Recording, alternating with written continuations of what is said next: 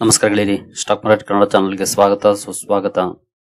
ಗೆಳೆಯರಿ, ವಿಡಿಯೋದಲ್ಲಿ ಮಾರ್ಕೆಟ್ಗೆ ಸಂಬಂಧಪಟ್ಟಂತೆ ಹಾಗೂ ಕೆಲವು ಸೆಕ್ಟರ್ಗೆ ಸಂಬಂಧಪಟ್ಟಂತೆ ಇನ್ನು ಕೆಲವು ಸ್ಟಾಕ್ಗಳಿಗೆ ಸಂಬಂಧಪಟ್ಟಂತೆ ಇವತ್ತು ಬಂದಂತ ಸುದ್ದಿಗಳನ್ನ ತಿಳ್ಕೊಳ್ಳುವಂತ ಪ್ರಯತ್ನವನ್ನು ಮಾಡೋಣ. ಜೊತೆಗೆ ಇದು ರಿಸಲ್ಟ್ ಸೀಸನ್ ಆಗಿರೋದ್ರಿಂದ ಹಲವಾರು ಕಂಪನಿಗಳು ರಿಸಲ್ಟ್ ಅನ್ನು ಕೂಡ ಅನೌನ್ಸ್ ಮಾಡ್ತಿರ್ತವೆ. ಇಲ್ಲಿವರೆಗೂ ಯಾವೆಲ್ಲ ಕಂಪನಿಗಳ ನಂಬರ್ಸ್ ರಿಲೀಸ್ ಆಗಿದೆ ಅದರ ಹೈಲೈಟ್ಸ್ ಅನ್ನ ನೋಡಿ ತಿಳ್ಕೊಳ್ಳುವಂತ ಪ್ರಯತ್ನವನ್ನ ಮಾಡೋಣ.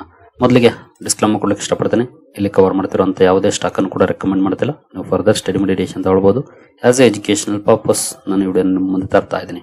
ಹಾಗೆ ನೀವೇನಾದ್ರೂ ಇಲ್ಲಿವರೆಗೂ ನಮ್ಮ ಇನ್ಸ್ಟಾಗ್ರಾಮ್ ಹಾಗೂ ವಾಟ್ಸ್ಆಪ್ ಚಾನಲ್ ನ ಫಾಲೋ ಮಾಡ್ತಿಲ್ಲ ಅಂತಂದ್ರೆ ಚಾನಲ್ ಡಿಸ್ಕ್ರಿಪ್ಷನ್ ಅಲ್ಲಿ ಇನ್ಸ್ಟಾಗ್ರಾಮ್ ಹಾಗೂ ವಾಟ್ಸ್ಆಪ್ ಚಾನಲ್ ನ ಲಿಂಕ್ ಇರುತ್ತೆ. 3 ಲಿಂಕ್ಸ್ ಮೇಲೆ ಕ್ಲಿಕ್ ಮಾಡಿದ್ರೆ ಸಿಗುತ್ತೆ ನಿಮ್ಗೆ. ಇಲ್ಲಿ ಫಾಲೋ ಮಾಡಬಹುದು. ಅಲ್ಲೂ ಕೂಡ ಹಲವು ಅಪ್ಡೇಟ್ ಗಳನ್ನ ಕೊಡುವಂತ ಪ್ರಯತ್ನವನ್ನ ಮಾಡ್ತಾ ಇದ್ದೀವಿ. ಇನ್ನು ಸುದ್ದಿಗಳ ಕಡೆ ನಾವು ಬರೋದಾದ್ರೆ ಚೀನಾದಿಂದ ಒಂದು ಸುದ್ದಿ ಬಂದಿದೆ ನೋಡಬಹುದು. Beijing will respond, China warns US amid Trump's trade war. Donald Trump ಅವರು ದೊಡ್ಡ ಮಟ್ಟದಲ್ಲಿ ಚೀನಾದ ಮೇಲೆ ಮುಗಿ ಬೀಳ್ತಾ ಇದ್ದಾರೆ. ಈಗಾಗಲೇ ನಿಮಗೆ ಗೊತ್ತಿರೋ ಹಾಗೆ ಚೈನಾ ಏನಾದ್ರೂ ಗ್ರೇಟ್ ಟ್ರೇಡ್ ಡೀಲ್ ಗೆ ಒಪ್ಕೊಂಡಿಲ್ಲ ಅಂದ್ರೆ 155% ಟ್ಯಾರಿಫ್ ನವೆಂಬರ್ 1ನೇ ತಾರೀಕಿಂದ ಜಾರಿಗೆ ಬರುತ್ತೆ ಅನ್ನುವಂತ ಮಾತನ್ನ ಹೇಳಿದ್ದಾರೆ.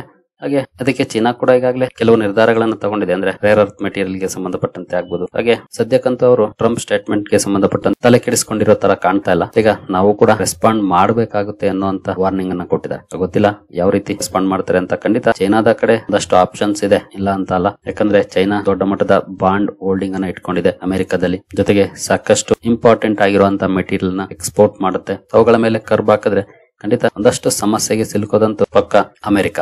ಹಾಗಾಗಿ ಇಂಥವೆಲ್ಲ ಇಟ್ಕೊಂಡೆ ಅವರು ಕೂಡ ಆಟ ಆಡ್ತಿರೋದು.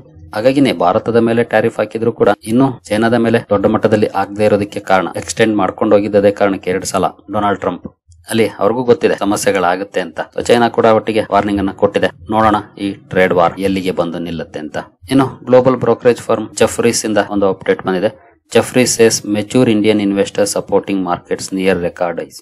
ಅಂದ್ರೆ ನಿಮ್ಗೆಲ್ರಿಗೂ ಗೊತ್ತಿರೋ ಹಾಗೆ ಈ ಹಿಂದೆ FIS ಸೆಲ್ಲಿಂಗ್ ಕಂಟಿನ್ಯೂ ಮಾಡಿದ್ದಾರೆ ಅಂದ್ರೆ ನಮ್ಮ ಮಾರ್ಕೆಟ್ ತುಂಬಾನೇ ಬೀಳ್ತಾ ಇತ್ತು. ಆದ್ರೆ ಇತ್ತೀಚಿನ ದಿನಗಳಲ್ಲಿ ಎಸ್ಪೆಷಲಿ ಲಾಸ್ಟ್ 2 ಇಯರ್ಸ್ ಅಲ್ಲಿ ಕಂಟಿನ್ಯೂಸ್ ಸೆಲ್ಲಿಂಗ್ ಅನ್ನ ಮಾಡಿದ್ರು ಕೂಡ ನಮ್ಮ ಮಾರ್ಕೆಟ್ ಬೀಳ್ತಿಲ್ಲ. ಅಂದ್ರೆ ಅವ್ರ ಎಕ್ಸ್ಪೆಕ್ಟೇಷನ್ ಗೆ ತಕ್ಕಂತೆ ಬೀಳ್ತಿಲ್ಲ. 20-30% ಬೀಳ್ತಾನೆ ಇಲ್ಲ. 50% ಕರೆಕ್ಷನ್ ಆಗ್ಬೋದು ಅಷ್ಟೇ. ಅದಕ್ಕೆ ಪ್ರಮುಖ ಕಾರಣ ಮೆಚೂರ್ ಇಂಡಿಯನ್ ಇನ್ವೆಸ್ಟರ್ಸ್ ಅಂತ ಹೇಳ್ತಿದ್ದಾರೆ. ಇತ್ತೀಚೆಗೆ ಇನ್ವೆಸ್ಟ್ಮೆಂಟ್ ಗೆ ಸಂಬಂಧಪಟ್ಟಂತೆ ಇಂಟ್ರೆಸ್ಟ್ ಜಾಸ್ತಿ ಆಗ್ತಿದೆ. ಪ್ರತಿಯೊಬ್ರು ಕೂಡ ಇನ್ವೆಸ್ಟ್ಮೆಂಟ್ ಅನ್ನ ಸ್ಟಾರ್ಟ್ ಮಾಡ್ತಿದ್ದಾರೆ. ಡೈರೆಕ್ಟ್ ಸ್ಟಾಕ್ ಅಲ್ಲಿ ಇನ್ವೆಸ್ಟ್ ಮಾಡೋರು ಕಡಿಮೆ, ಆದ್ರೆ ಮ್ಯೂಚುವಲ್ ಫಂಡ್ ಮೂಲಕ ಸಾಕಷ್ಟು ಜನ ಇನ್ವೆಸ್ಟ್ಮೆಂಟ್ ಅನ್ನ ಮಾಡ್ತಿದ್ದಾರೆ. ಹಾಗಾಗಿ ಡೊಮೆಸ್ಟಿಕ್ ಫ್ಲೋ ಚೆನ್ನಾಗಿರೋದು, ಮ್ಯೂಚುವಲ್ ಫಂಡ್ಸ್ ಒಳ್ಳೆ ಪ್ರಮಾಣದ ಬೈಯಿಂಗ್ ಅನ್ನ ಮಾಡ್ತಾ ಇರೋದು.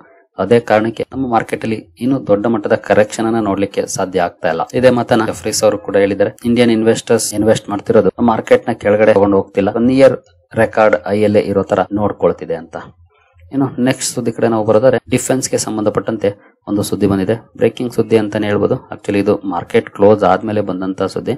ನೀವು ಇಲ್ಲಿ ನೋಡಬಹುದು ಟೈಮ್ 5:39 PM. ಬಟ್ ಬೆಳಗ್ಗೆನೆ ರಿಪೋರ್ಟ್ ಮೂಲಕ ಸುದ್ದಿಗಳು ಬಂದಿದ್ವು. ಅಂದ್ರೆ 11 ಗಂಟೆ ಸುಮಾರಿಗೆ ಸುದ್ದಿಗಳು ಬಂದ್ವು. ಬಟ್ ಅಫಿಷಿಯಲ್ ಅನೌನ್ಸ್ಮೆಂಟ್ ಬಂದಿರಲಿಲ್ಲ ಅಷ್ಟೇ. ನೋಡಬಹುದು ರಕ್ಷಾ ಮಂತ್ರಿ releases defence procurement manual 2025. Defence procurement manual ಅನ್ನ ಇವತ್ತು ರಾಜನಾಥ್ ಸಿಂಗ್ ಅವರು ರಿಲೀಸ್ ಮಾಡಿದ್ದಾರೆ. ಇದರಲ್ಲಿ ಕೆಲವೊಂದು ಇಂಪಾರ್ಟೆಂಟ್ ಆಗಿರುವಂತ ಅನೌನ್ಸ್ಮೆಂಟ್ ಗಳಿದಾವೆ. ಜೊತೆಗೆ ಇಲ್ಲಿ ಕೆಲವೊಂದು ಪ್ರೊಸೀಜರ್ಸ್ ಅನ್ನ ಸಿಂಪ್ಲಿಫೈ ಮಾಡಿದ್ದಾರೆ. ಯೂನಿಫಾರ್ಮಿಟಿಯನ್ನ ತಂದಿದ್ದಾರೆ GST ಗೆ ಸಂಬಂಧಪಟ್ಟಂತ. ಅದರಲ್ಲೂ armed forces for operational preparedness. ಇನ್ನು ಮಾರ್ಕೆಟ್ ನ ಗಮನ ಸೆಳೆಯೋದು ಯಾವುದು ಅಂತಂದ್ರೆ ಈ ಪಾಯಿಂಟ್ ಇಲ್ಲಿದೆ ನೋಡಬಹುದು.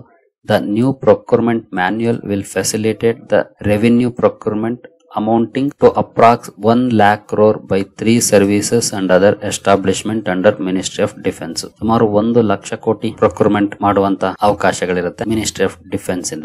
ಇದು ಮಾರ್ಕೆಟ್ ನ ಗಮನ ಸೆಳೆಯುವಂತದ್ದು. ಯಾಕೆಂದ್ರೆ ಕಂಪನಿಗಳಿಗೆ ಇದರಿಂದ ಅಲ್ವಾ ಉಪಯೋಗ. ಆರ್ಡರ್ ಗಳು ಸಿಗಬೇಕು, ಅವುಗಳ ಬಿಸ್ನೆಸ್ ಚೆನ್ನಾಗಾಗಬೇಕು, ಒಳ್ಳೆ ಪರ್ಫಾರ್ಮೆನ್ಸ್ ಬರಬೇಕು. ಹಾಗಾಗಿ ಮಾರ್ಕೆಟ್ ಗಮನ ಅಲ್ಲಿ ಇರುತ್ತೆ.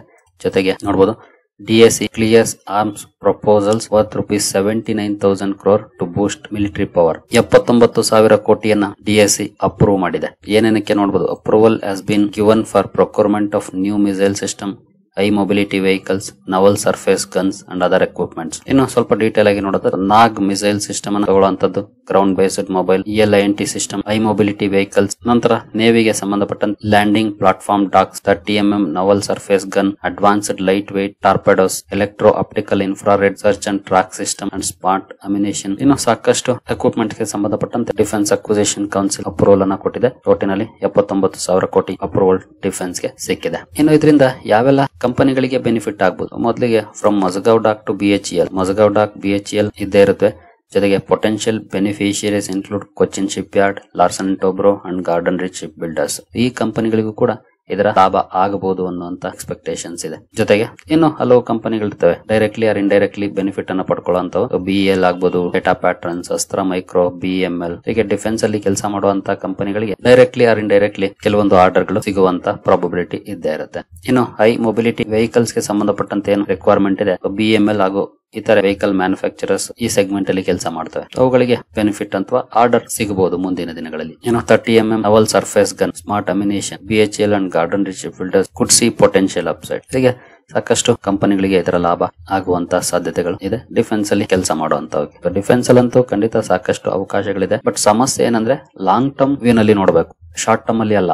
ಲಾಂಗ್ ಟರ್ಮ್ ನಲ್ಲಿ ಅವಕಾಶಗಳಿದೆ. ಜೊತೆಗೆ ಕಂಪನಿಗಳನ್ನ ಸ್ಟಡಿ ಮಾಡಿ ಫಂಡಮೆಂಟಲ್ಸ್ ಚೆನ್ನಾಗಿರುವಂತ ಕಡೆ ಹೂಡಿಕೆಯನ್ನ ಮಾಡಿದ್ರೆ ಬಹುಶಃ ಒಳ್ಳೆಯ ಲಾಭವನ್ನು ಕೂಡ ಗಳಿಸಬಹುದು. ಇನ್ನು ನೆಕ್ಸ್ಟ್ ಟೈಟನ್ ಗೆ ಸಂಬಂಧಪಟ್ಟಂತೆ ಒಂದು ಸುದ್ದಿ ಇತ್ತು. ಒಳ್ಳೆ ಪರ್ಫಾರ್ಮೆನ್ಸ್ ಕೂಡ ಇವತ್ತು ಕಲೆ ನೋಡ್ಲಿಕ್ಕೆ ಸಿಕ್ತು. ಜೊತೆಗೆ ಹೊಸ 52 ವೀಕ್ ಐ ಅನ್ನು ಕೂಡ ಅಚೀವ್ ಮಾಡಿದ ಕಂಪನಿ. UBS ಅವರು ಅಪ್ಗ್ರೇಡ್ ಮಾಡಿದ್ದಾರೆ, ಅಂದ್ರೆ ಟಾರ್ಗೆಟ್ ಪ್ರೈಸ್ ಅನ್ನ ಜಾಸ್ತಿ ಮಾಡಿದ್ದಾರೆ. ಇದು ಒಂದಷ್ಟು ಪಾಸಿಟಿವ್ ಇಂಪ್ಯಾಕ್ಟ್ ಅನ್ನ ಸ್ಟಾಕ್ ಅಲ್ಲಿ ಮಾಡಿರಬಹುದು.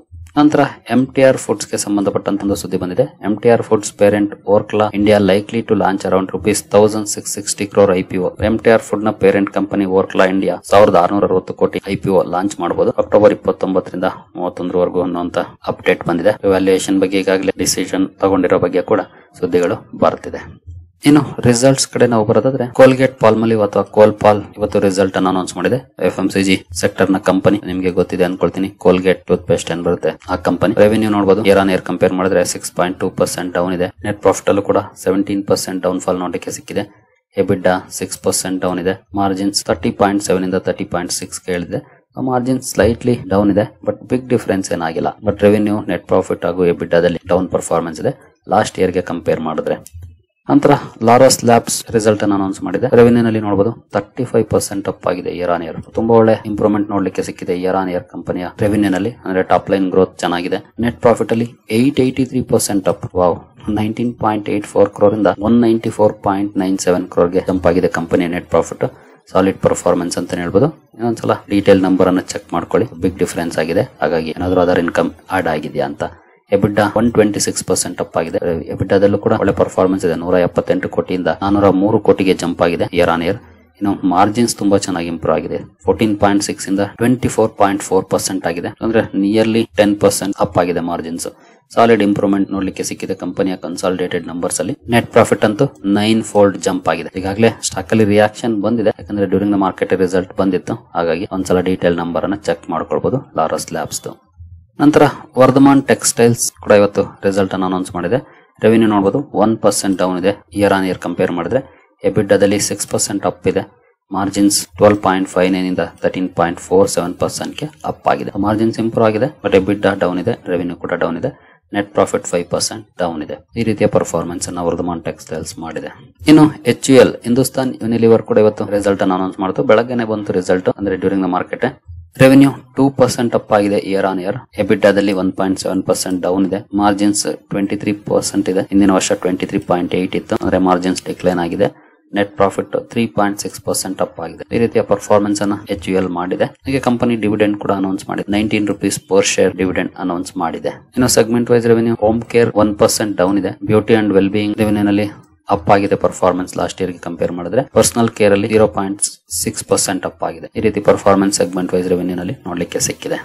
ಸರಿಗಳಿರಿ, ಇಲ್ಲಿವರೆಗೂ ಬಂದಿರುವಂತ ಒಂದಷ್ಟು ಅಪ್ಡೇಟ್ ಗಳನ್ನ ನಿಮ್ಮ ಮುಂದೆ ತಂದಿದ್ದೀನಿ. ಎಸ್ಪೆಷಲಿ ರಿಸಲ್ಟ್ ಗೆ ಸಂಬಂಧಪಟ್ಟಂತ ನೋಡೋಣ. ಇನ್ನು ಕೆಲವು ರಿಸಲ್ಟ್ಸ್ ಬರೋದಿದೆ, ಮಾರ್ನಿಂಗ್ ವಿಡಿಯೋದಲ್ಲಿ ತಿಳ್ಕೊಳ್ಳೋಣ. ಜೊತೆಗೆ ಇಲ್ಲಿವರೆಗೂ ನೀವೇನಾದ್ರೂ ನಮ್ಮ ಇನ್ಸ್ಟಾಗ್ರಾಮ್ ಹಾಗೂ ವಾಟ್ಸ್ಆಪ್ ಚಾನಲ್ ನ ಫಾಲೋ ಮಾಡ್ತಿಲ್ಲ ಅಂದ್ರೆ ಮಿಸ್ ಮಾಡದೆ ಫಾಲೋ ಮಾಡಿ. ಅಲ್ಲೂ ಕೂಡ ಒಂದಷ್ಟು ಅಪ್ಡೇಟ್ ಗಳು ನಿಮಗೆ ಡ್ಯೂರಿಂಗ್ ದ ಮಾರ್ಕೆಟ್ ಕೊಡುವಂತ ಪ್ರಯತ್ನವನ್ನ ಮಾಡ್ತಾ ಇದ್ದೀವಿ. ಸರಿಗಳಿರಿ, ಈ ಎಲ್ಲ ಅಪ್ಡೇಟ್ಸ್ ನಿಮಗೆ ಇಷ್ಟ ಆಗಿದೆ ಅನ್ಕೊಳ್ತೀನಿ. ಮುಂದಿನ ವಿಡಿಯೋದಲ್ಲಿ ಸಿಗೋಣ. ಅಲ್ಲಿವರೆಗೂ ಜೈ ಹಿಂದ್, ಜೈ ಕರ್ನಾಟಕ.